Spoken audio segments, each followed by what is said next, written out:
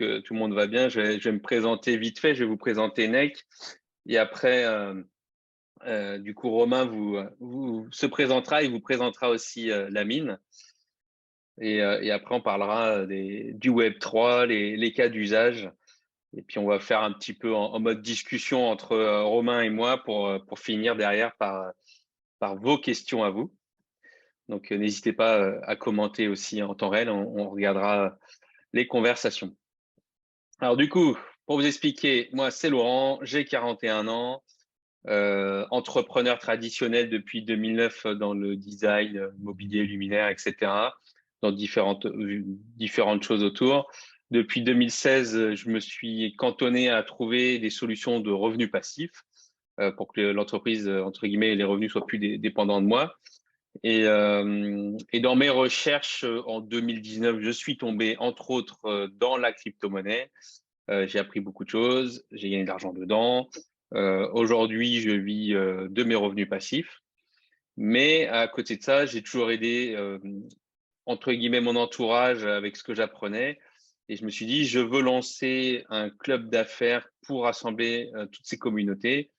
Et c'est le premier club d'affaires qui va connecter le particulier et le professionnel, parce que d'habitude, c'est que pour le professionnel, alors que le particulier a une part belle dans l'économie, dans le cercle économique, et peut apporter beaucoup dans tous les cas.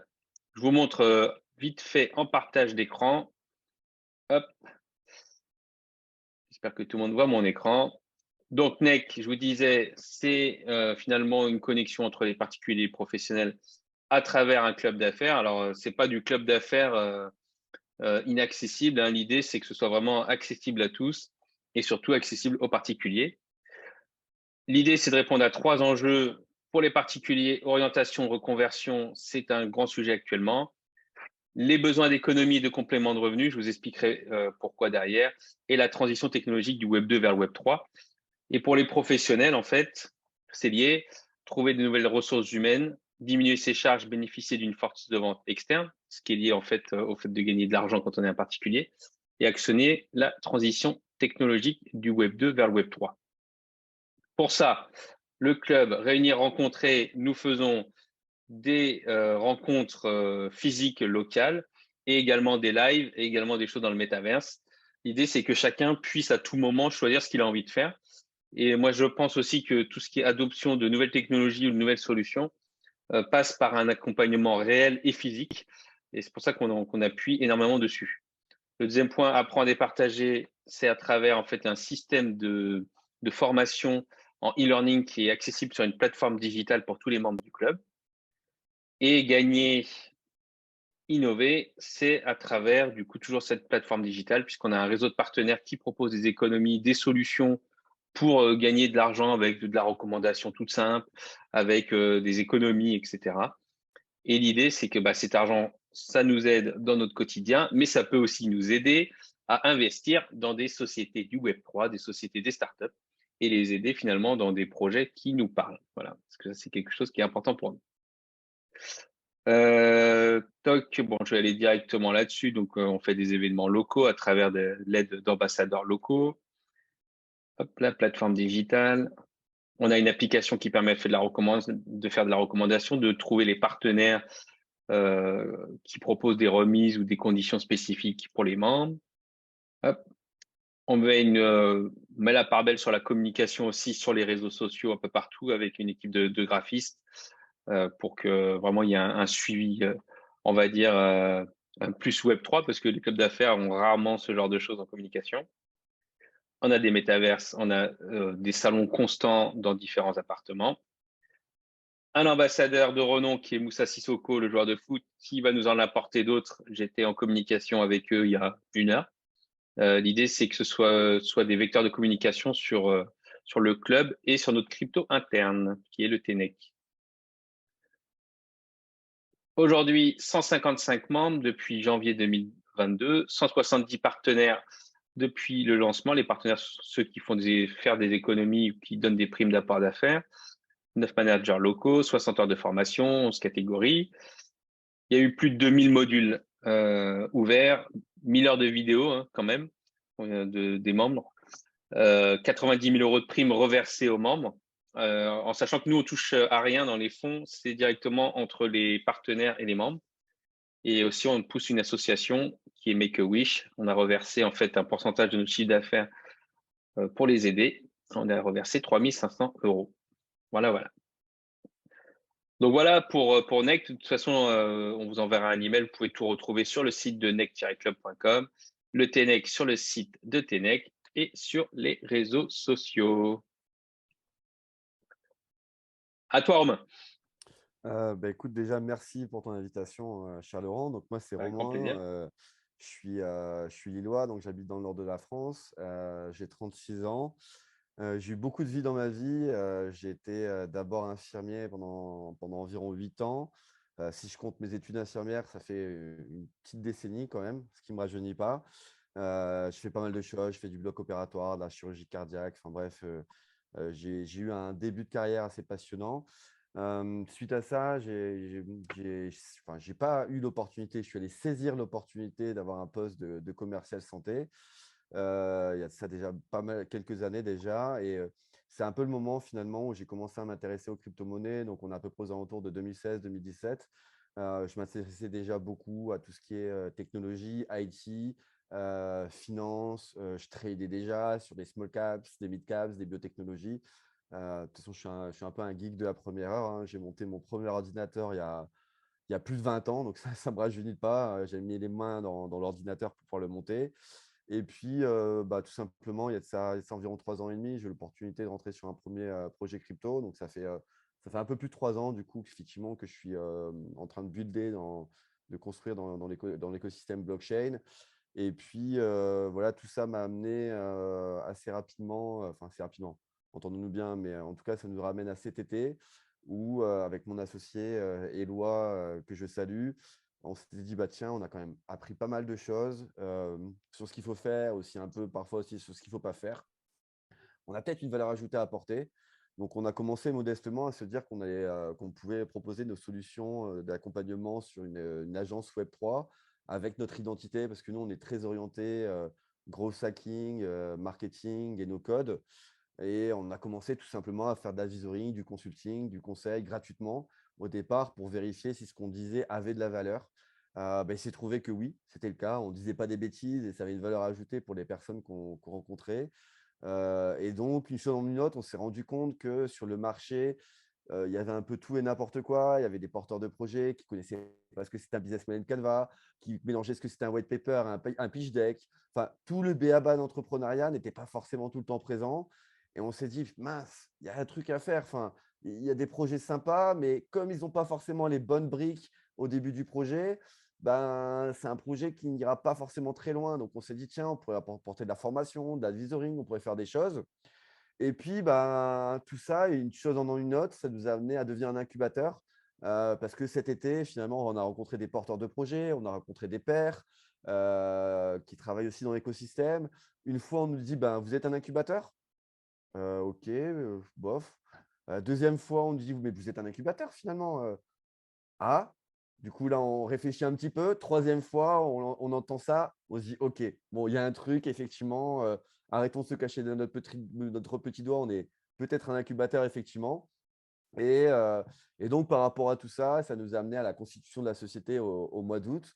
Enfin, au niveau légal, même si effectivement, on a déjà commencé à prospecter, à développer notre site web, à lancer un peu les choses pendant que tout le monde était en vacances aux Caraïbes ou à Marrakech. Nous, on n'a pas pris de vacances. On était en train de charbonner à fond, à fond. Et tout ça, ça nous amène aujourd'hui effectivement à avoir 5 projets incubés. On en a encore quelques-uns qui sont dans notre pipeline, qui sont en discussion pour rentrer. Au départ, on faisait que de l'incubation, puis levée de fonds. Maintenant, finalement, vu l'état du marché et de ce qu'on nous demande, on se rend compte qu'il y a des besoins aussi sur des projets qui sont matures où on va faire aussi de la levée de fonds pure et dure. Donc, de la levée de fonds en equity, donc en part sociale, hein, avec des business angels, des VC, etc.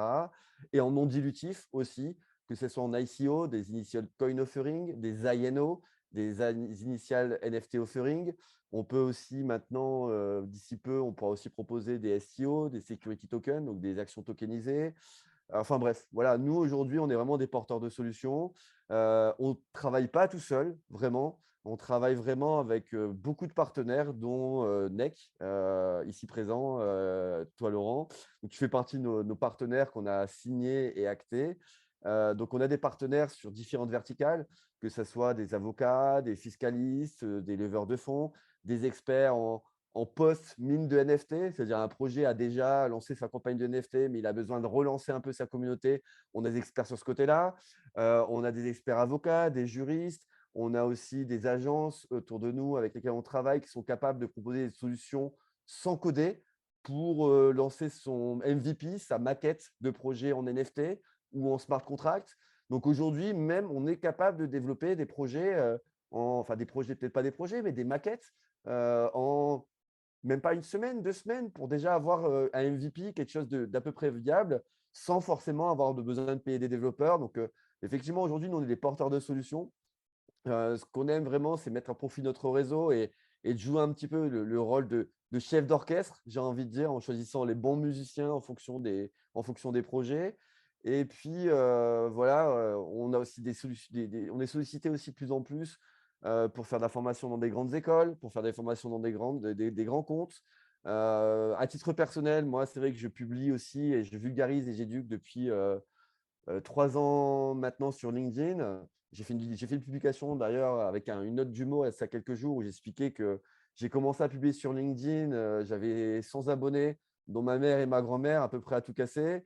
Et il y avait Michel de la Conta et Chantal du PMU qui critiquaient sur le fait que le Bitcoin, ce n'était pas réel et ceci et cela, mais ça m'a pas découragé. Et ça m'a permis, petit à petit, en publiant, en voulant vulgariser, en expliquant la blockchain, les crypto-monnaies, les NFT, les cas d'usage. Ça m'a amené aujourd'hui à avoir une communauté de 17 000 abonnés sur LinkedIn, donc avoir une certaine, je n'aime pas dire le terme légitimité, mais en tout cas une certaine audience qui me permet de pouvoir toujours plus éduquer et vulgariser sur ces sujets-là. Et en fait, finalement, la mine, à terme, on a vocation vraiment à devenir une sorte de hub du Web3, c'est-à-dire de trouver des solutions à des problèmes, de pouvoir éduquer les grands comptes, les corpos, etc., en leur expliquant qu'est-ce qu'on peut faire dans le Web3, de les mettre en relation avec des startups qui développent les technologies. Enfin voilà, on est des vrais passionnés, on travaille d'arrache-pied et on a la chance d'être entouré aussi d'un nombre de plus en plus croissant de partenaires et d'experts qui nous changent chaque jour, qui nous apprennent et nous tirent vers le haut chaque jour. Donc aujourd'hui, vraiment, on considère qu'effectivement, comme dans l'esprit du Web3, il faut travailler ensemble, main dans la main. De toute façon, pour nous, l'argent n'est pas un but, c'est une conséquence et le gâteau va être largement assez gros. On a 15 ans de travail facilement devant nous sur cette révolution technologique. On est à peu près au niveau de l'adoption de la blockchain et des crypto-monnaies sur Internet de 97. Donc, les moins jeunes d'entre nous se souviendront en 97 quel était l'état d'Internet. Tout est à faire. Aujourd'hui, tout est à faire et il nous tient à cœur vraiment de participer à cette révolution en apportant des cas d'usage bien concrets, pas qu'aux geeks et surtout pas qu'aux geeks, à Madame Michu, à Monsieur et Madame tout le monde pour faire en sorte finalement que la France aussi, et je tiens à le préciser parce que voilà, c'est pas qu'on est chauvin, mais la France a son rôle à jouer. On a beaucoup de porteurs de projets, on a beaucoup de talents en France et qu'on ne revive pas à chaque révolution technologique d'être la dernière roue du carrosse et que cette fois-ci, pour une fois, qu'on puisse finalement faire de la France un leader technologique mondial et qu'on ne soit pas découpé entre la Chine et la Russie et les États-Unis et qu'on puisse jouer notre propre rôle. Voilà un petit peu pour ma présentation. Merci Romain. Je me permets d'appuyer sur une chose aussi, quand tu as discuté là, et j'ai vu un message tout à l'heure dans le chat qui disait, donc de François, qui disait que il apprenait beaucoup grâce à toi, là, il te remerciait, et qui était Merci. une quiche dans le domaine. Justement, dans cette idée d'accompagnement, je disais tout à l'heure que c'était important de faire de l'accompagnement physique avec les gens, parce qu'il y a plein de tutoriaux partout sur YouTube, etc. Mais finalement, la masse de la population ne le regarde pas. Il y a besoin d'un accompagnement réel. Et du coup, on a mis en place, là, avec les ambassadeurs, on lance ça dans pas longtemps, un- des ateliers, en fait, qui seront gratuits, où les gens peuvent venir. Et en fait, voilà, on va dire 20 personnes et on va leur montrer tout simplement comment ouvrir un exchanger, comment faire un KYC, c'est quoi un KYC, comment on transfère de l'argent, juste vraiment les bases de la base, mais qui sont aujourd'hui obligatoires pour que les gens comprennent les choses et osent passer, entre guillemets, sur cette nouvelle technologie. Et du coup, on va faire beaucoup d'ateliers de ce genre à travers la France. Et l'idée, c'est toujours tu l'as dit tout à l'heure, de vulgariser ce qui peut sembler complexe, quoi. Donc, C'est ça le plus compliqué. Et d'ailleurs, c'est un peu ce que je nous reproche, entre guillemets, en englobant tous les acteurs de l'écosystème Web3, c'est qu'on a un peu tendance de trop parler technique, etc. Mais en fait, on s'en fout de la technique. Enfin, on s'en fout. Moi, ça me passionne, mais ce que je veux dire, c'est que le commun des mortels, il n'a pas besoin d'entendre parler de la technique. Il a juste besoin de savoir à quelle problématique ça répond. Madame Michu, quand elle paye avec sa carte bancaire en son contact, est-ce qu'elle sait derrière les technologies qui permettent ça? Non. Ça répond à une douleur, à un besoin, à un instant T, elle veut payer rapidement. Elle ne veut pas sortir son chéquier, elle n'a peut-être pas de monnaie et elle ne se souvient peut-être plus de son code de carte bancaire, peu importe. Elle pose sa carte et ça marche. Et en fait, je pense que c'est comme ça aussi qu'il faut communiquer. Et d'ailleurs, je le dis, je le redis, je le répète aux porteurs de projets, ne faites pas, ne faites pas l'amalgame entre la partie technique et votre produit. Votre produit répond à un besoin réel, à une douleur. Derrière, ce qui se passe dans les coulisses, tout le monde n'a pas forcément besoin de le savoir. Ce qui compte vraiment, et du coup, c'est un peu l'occasion de ce live, c'est de parler de cas d'usage. À quoi ça sert? Et finalement, comment ça sert?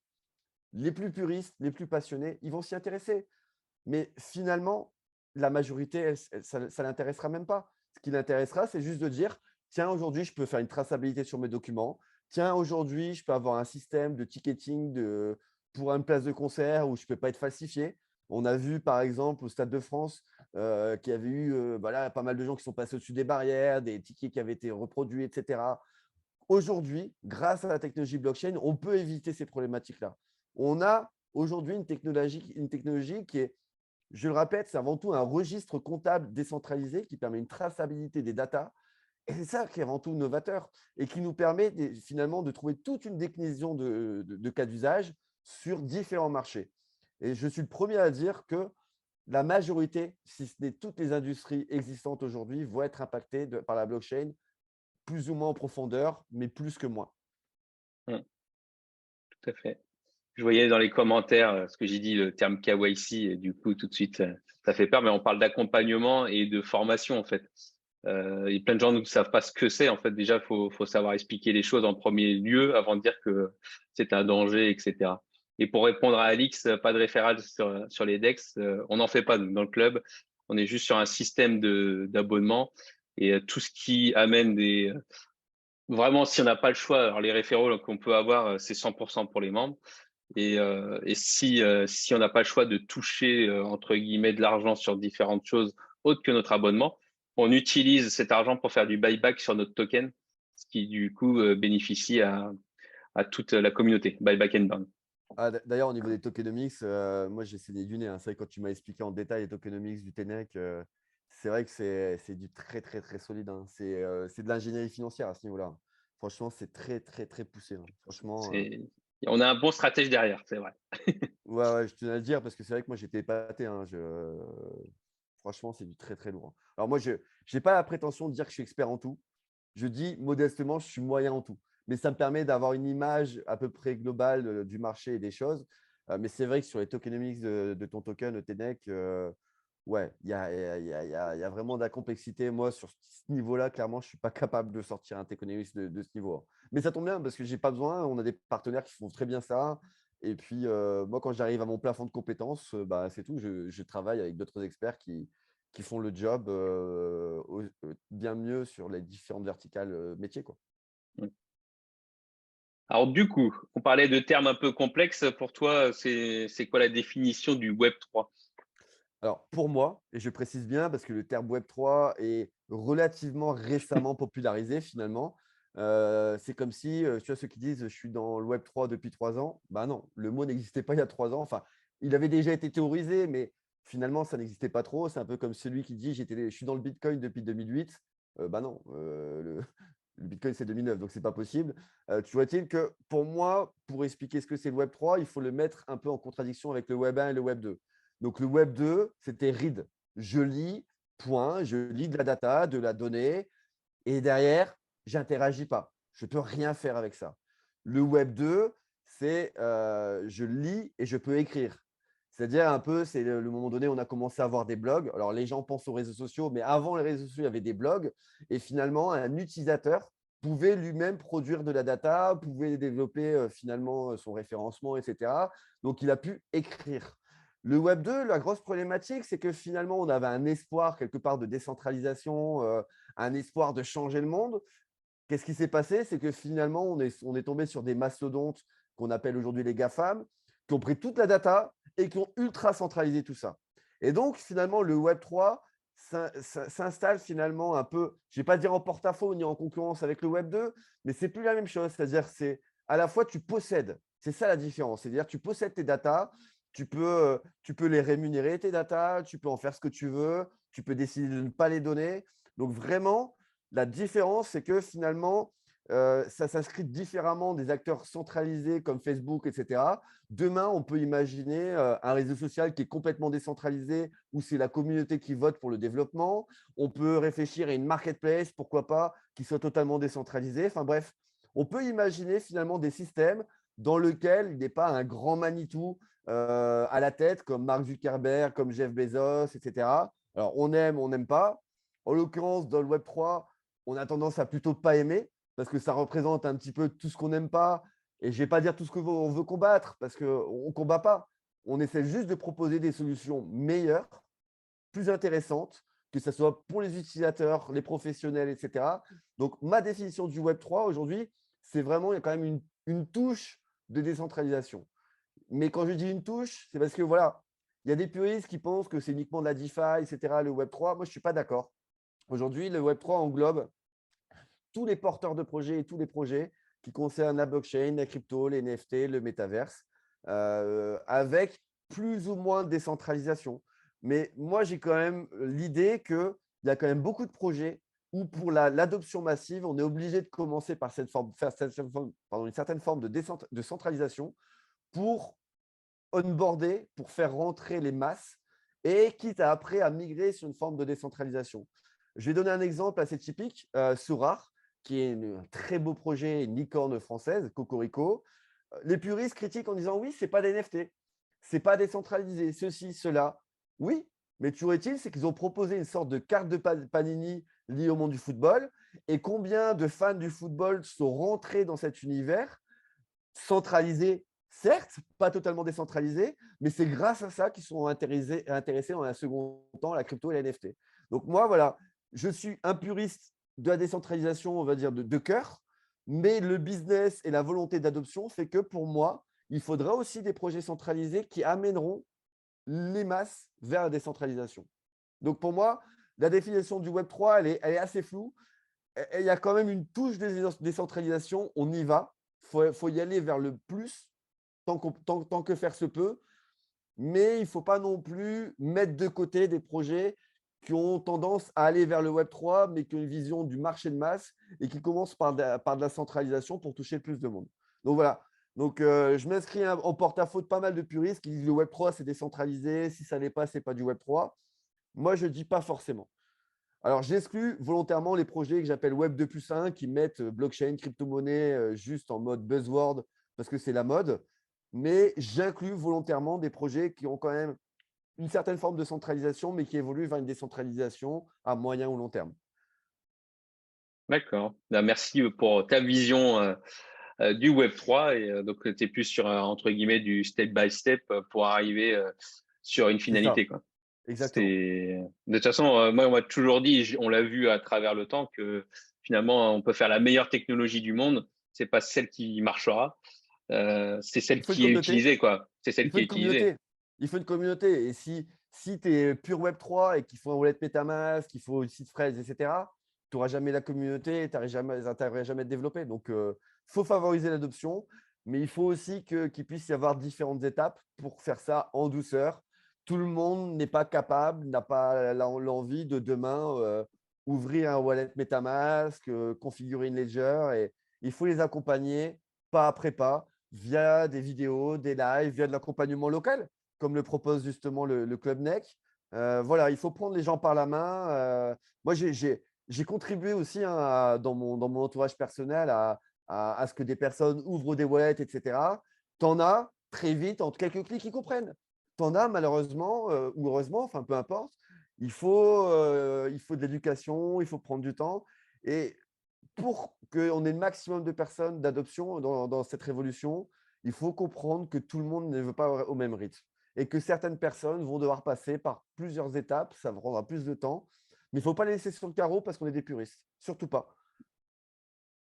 Surtout que c'est la population la plus importante, hein, qui fera que les choses fonctionneront, quoi. Du coup, C'est ça ça. me fait penser un petit peu, bah, l'adoption, ça passe, on l'a dit au début, par les cas d'usage, hein, et encore plus avec les événements dont on a parlé en début de live, de ce qui vient de se passer, etc.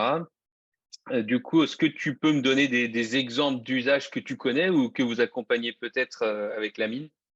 Ouais, bah, effectivement, moi, c'est vrai que je suis très branché sur les cas d'usage. Alors, il y a différents projets que je trouve assez cool. Et d'ailleurs, j'ai envie de dire, même presque, les projets qui me plaisent souvent le plus, c'est des projets où en fait le Web 3, c'est dans la cuisine et la vitrine est Web 2. C'est-à-dire que finalement, on ne se rend pas forcément compte que derrière, il y a du Web 3. Il y a un projet en l'occurrence dont j'aime bien parler parce que je suis à Lillois et oublions les préjugés, mais je suis un amateur de bière, forcément, en tant que tout bon Lillois. Et c'est un projet qui s'appelle Safe Bar. Donc, c'est un projet belge, hein, on ne l'invente pas. Et c'est un projet qui propose des tireuses à bière liées à la blockchain. Et en fait, l'intérêt, c'est que derrière, il y a tout un système de traçabilité, de logistique qui permet finalement de diminuer tout ce qui est déchets, c'est-à-dire tout ce qui part à la poubelle, tout ce qui part dans les éviers, enfin bref. Et ça permet aussi d'améliorer la logistique. Et en fait, finalement, on peut se retrouver avec un système de cartes, voilà, de cartes pour recharger. Et en fait, à chaque millilitre, à chaque centilitre, ben, tout le monde est rémunéré en temps voulu. Donc ça fait partie des projets que je trouve vraiment cool parce que finalement, ben, la consommation de bière, on en trouvera toujours. D'ailleurs, ils ne font pas que de la bière. À terme, ils pourront proposer du coca, du thé, du café, enfin, tout ce qui est potentiellement liquide. Et ce que je trouve intéressant là derrière, c'est que finalement, ça répond à une problématique pour les bars, pour les restaurants, une problématique de logistique. Ça peut leur permettre éventuellement aussi, bah, plutôt que d'avoir un barman qui tire toujours les bières, bah, pouvoir de le mettre peut-être en cuisine. Enfin bref, ça répond à une réelle besoin du marché et c'est un projet que je trouve pour le coup assez intéressant et assez cool. D'accord, bah, là, c'est un vrai cas d'usage, hein, C'est pour le ça? coup. Tu en as peut-être une autre idée, un autre exemple à nous donner qui pourrait être parlant? Ouais, ouais, par exemple, il y en a un autre que je trouve vraiment assez cool aussi. Moi, alors j'ai plus le temps d'être gamer aujourd'hui, mais je l'ai été. J'ai beaucoup joué à l'époque à World of Warcraft, à tous des jeux comme ça. Et j'ai un pote à moi, effectivement, qui a lancé un projet qui s'appelle Cardomance. Donc, c'est un projet de GameFi. Donc, c'est un projet de Play to Earn où tu peux gagner de l'argent tout en jouant. Et en fait, ce qui était intéressant de voir, c'est que sur des projets, sur des jeux comme World of Warcraft, etc., tu avais de la monnaie qui était toujours virtuelle. Bon, il y avait toujours des manières un peu détournées de transformer en argent bien réel. Mais l'avantage, c'est que finalement, il y a une révolution vraiment, et je pense que la GameFi et les jeux vidéo et le divertissement va permettre l'adoption aussi massive dans le monde de la blockchain. Et dans ce jeu-là, c'est une sorte de jeu de cartes dans lequel tu détiens tes actifs. C'est-à-dire ta carte, tu la possèdes sur ton wallet. Et elle peut prendre de la valeur, tu peux la revendre, tu peux gagner des cartes, etc. Donc finalement, je trouve ça assez intéressant parce que c'est un projet où bah, les gens qui aiment jouer pourront jouer et sans forcément chercher à gagner de l'argent, mais pourront s'amuser. Et bah, finalement, les gens qui veulent gagner de l'argent, ils vont pouvoir jouer dessus, etc. Donc, je trouve ça intéressant parce que finalement, le gros problème quand tu jouais à World of Warcraft ou à GTA ou autre en ligne, bah, en fait, derrière, c'est bien, mais c'était de la monnaie virtuelle, ça n'avait aucun intérêt. Là, derrière, bah, en fait, tu pourras détenir tes actifs, tu pourras revendre ton compte, tu pourras revendre tes NFT, etc. Donc, pour moi, c'est un projet qui est aussi intéressant parce que ça fait vraiment partie d'une révolution sur le domaine du jeu vidéo qui va pour moi impacter positivement tout l'écosystème. Surtout que les nouvelles générations utilisent en fait tous ces jeux vidéo avec des jeux, pas des tokens, mais finalement des monnaies virtuelles internes. Je pense à Fortnite, à Roblox, etc. Donc ils C'est sont ça. habitués à ça.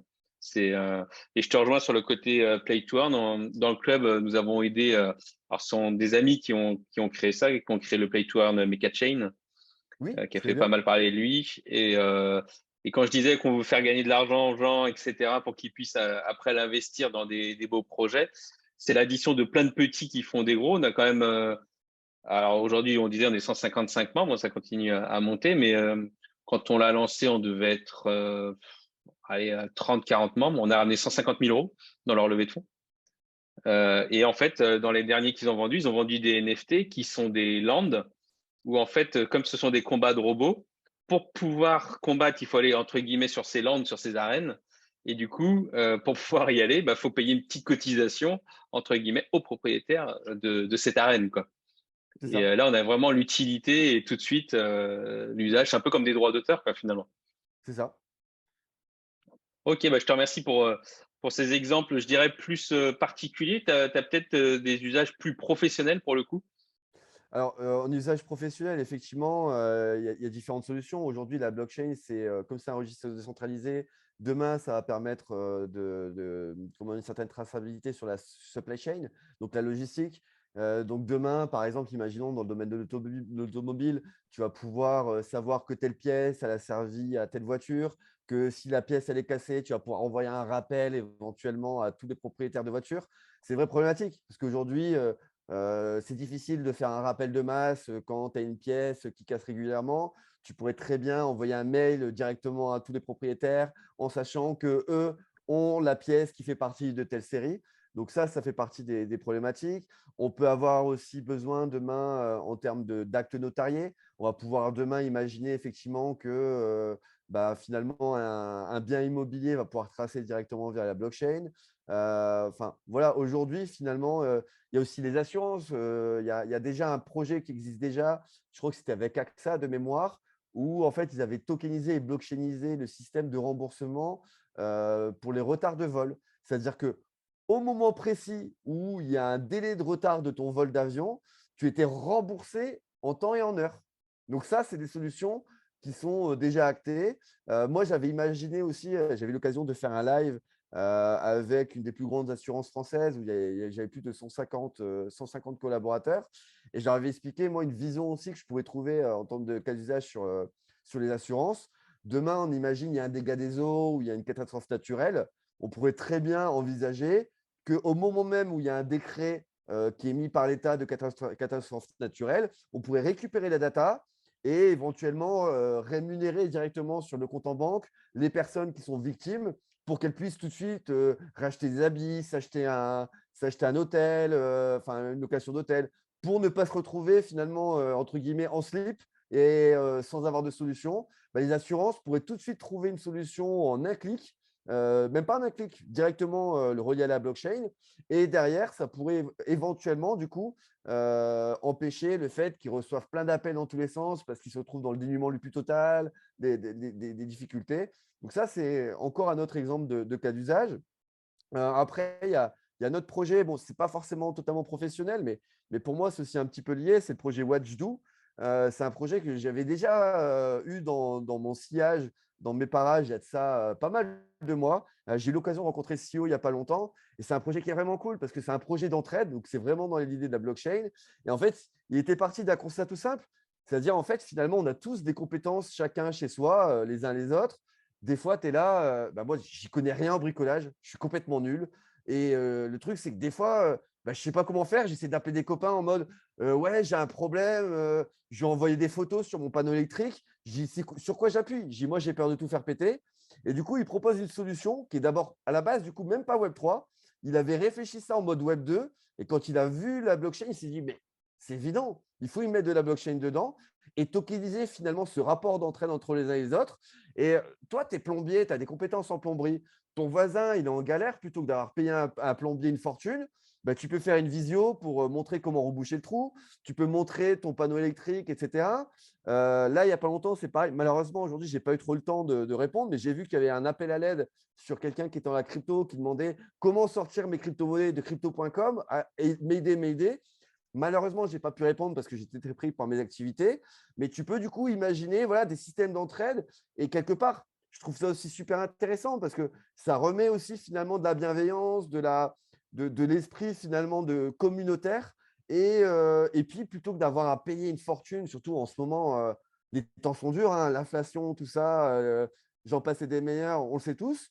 Plutôt que d'avoir à payer un expert ou un professionnel, bah, tu peux sortir ton application et avoir de l'aide uniquement avec un système de visioconférence.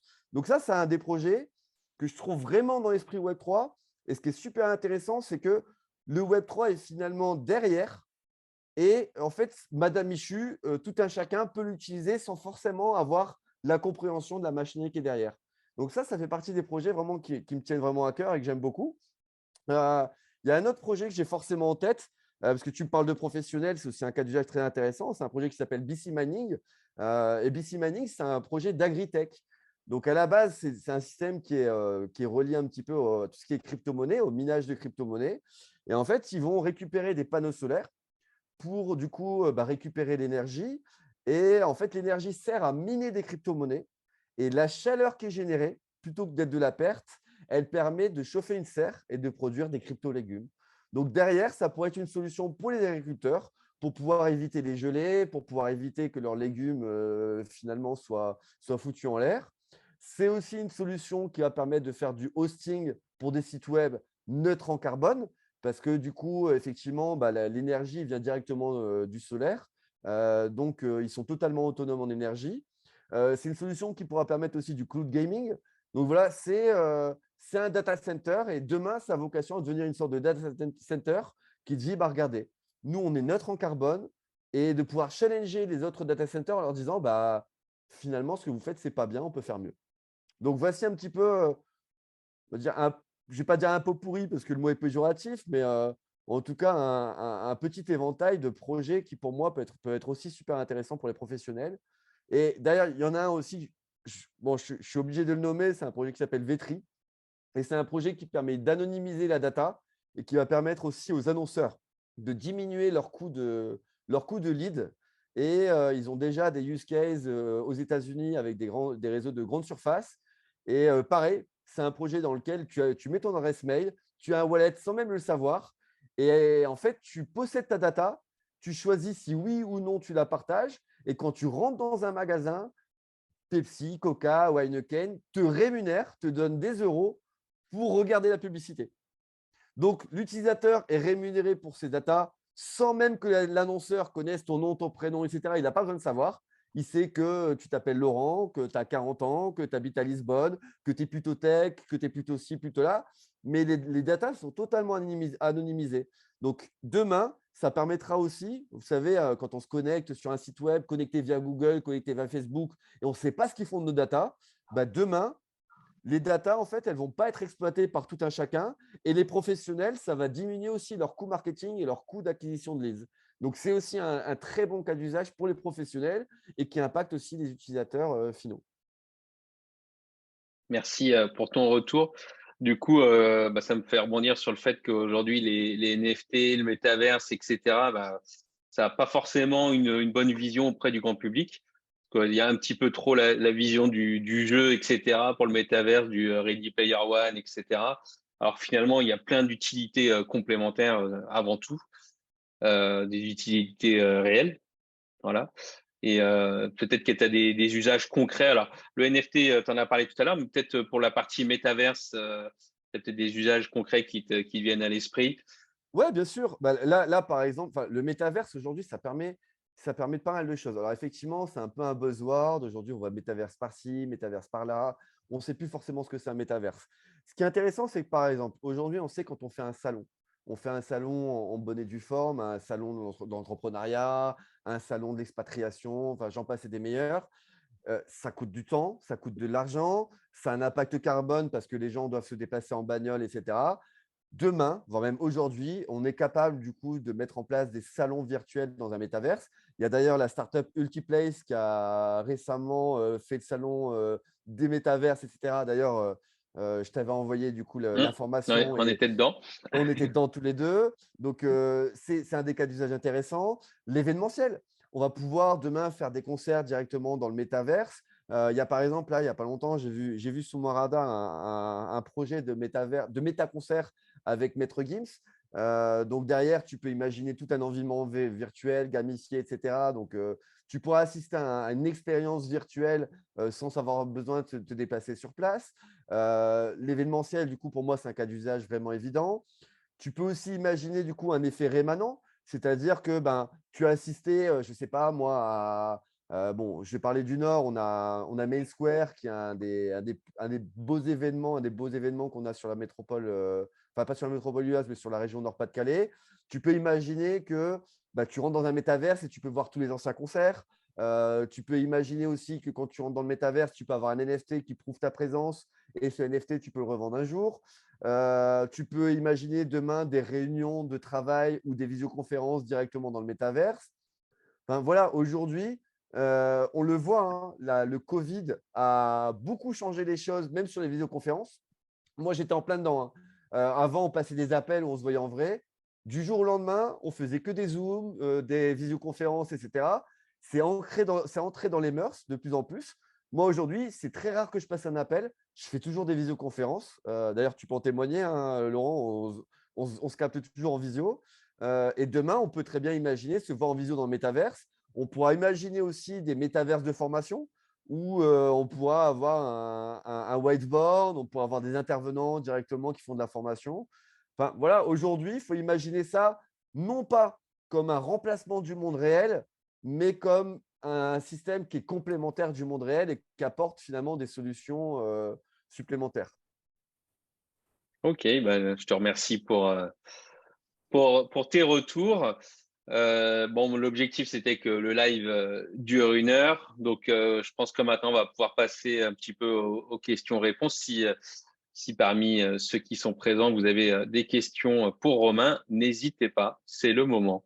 Mais je partage pas mal ton idée et sur le fait qu'il faut assainir le marché, qu'il faut bah, faire en sorte de faire éclore le maximum de beaux projets et de faire en sorte qu'effectivement, on ne puisse pas attaquer la crypto-monnaie en disant c'est des scams, c'est des arnaques, mais qu'au contraire, valoriser et faire sortir des projets qui sont vraiment intéressants et qui apportent une réelle plus-value plutôt que uniquement un chien qui fait la grimace, quoi.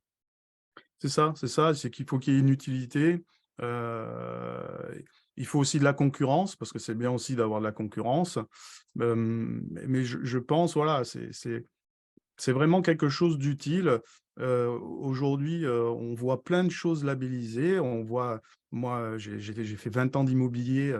On avait être les meilleures agences, être le meilleur ci, le meilleur ça. On le voit sur un camembert, on le voit sur plein de choses. Ça rassure le consommateur, clairement. Ça donne un petit peu plus de légibilité au projet. Et je pense qu'en effet, de toute façon, de la façon dont ça sera fait, je pense que ça doit être fait, pas par. Il faut faire un comité, voilà, il faut tout horizon professionnel de ça et du projet. D'ailleurs, j'ai eu un petit message là qui me fait sourire et je Hmm. trouve ça assez vrai, qui disait que le beer market, en fait, ça assainit. Et c'est ça, c'est vrai. Moi, Ouais. d'ailleurs, je ne l'appelle pas le beer market. Moi, je dis à qui veut l'entendre j'appelle ça le build market. J'ai des proches qui me disent: «Ah, Romain, tu as vu ce qui s'est passé, la saignée, etc. C'est pas trop difficile pour toi?» Mais non, j'ai jamais vu autant de porteurs de projets, autant de projets intéressants. Et ça fait la différence entre les projets qui sont là pour la spéculation et des projets qui sont là pour proposer une réelle solution. Donc finalement, j'ai envie de dire, le beer market, c'est une purge, mais c'est une purge qui est nécessaire et qui apporte finalement, bah, pour moi, le fait que les projets les moins fiables, les moins sérieux, ben, meurent naturellement et ça permet aux beaux projets de continuer à construire et de s'en sortir. Ok, bah, je vous remercie pour votre présence. Du coup, ça fait 1 heure. J'avais dit il faut que le live fasse 1 heure. Je pense que j'ai eu pas mal de mon arrivée. Il y a eu l'histoire du LinkedIn qui a affiché une autre heure que celle prévue, parce que quand j'ai créé l'événement, je l'ai créé au Portugal, qui est à 1 heure de moins. Donc, automatiquement, le 20 heures s'est transformé en 21 heures. Donc, du coup, de toute façon, le live sera mis sur YouTube. Je vous enverrai le lien, on enverra à tous ceux qui sont inscrits sur LinkedIn, etc. Et puis on se refera une session pour discuter de tout ça. De toute façon, on fait 2 lives par semaine, donc on peut se voir régulièrement. Bon, merci pour ton invitation en tout cas, Laurent, c'était Euh, super sympa. Merci à toi, Romain. J'espère que ça a plu aussi aux auditeurs. A priori, oui. Et puis du coup, bah, on se voit bientôt dans d'autres sphères Web3. Merci à Super. tout le monde et bonne soirée.